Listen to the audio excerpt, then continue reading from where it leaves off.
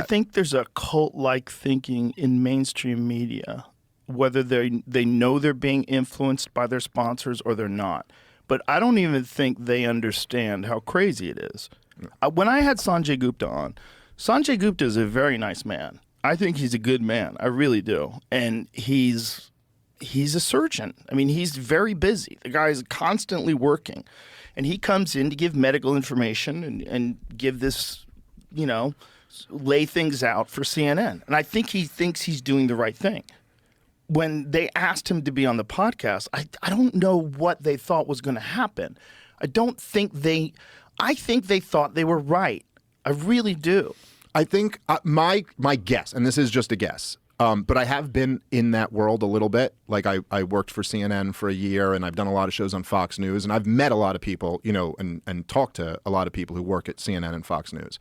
And my guess on it is that, number one, he had a book. So they want to sell copies of the book, and they know you have the biggest show.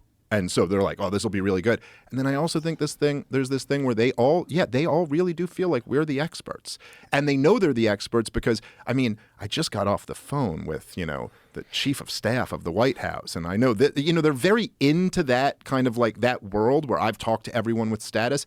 And I think there's hubris involved where they're like, you'll be able to handle whatever a comedian throws at you. Like, you're a medical expert and he's not. But then you would just ask really basic questions, which my favorite was when he goes, so are you going to get the vaccine? And you were like, well, no, I just had COVID. I have natural immunity. And you were like, why should I get the vaccine? And he had no answer. And this was at a time when they were rolling out vaccine passports. And the whole line was just, you have to get the vaccine or you're a bad person. This is a pandemic of the unvaccinated. And then he just demonstrated on your show that there was this huge category of people who have had COVID already, who he had no argument for why they should get the thing.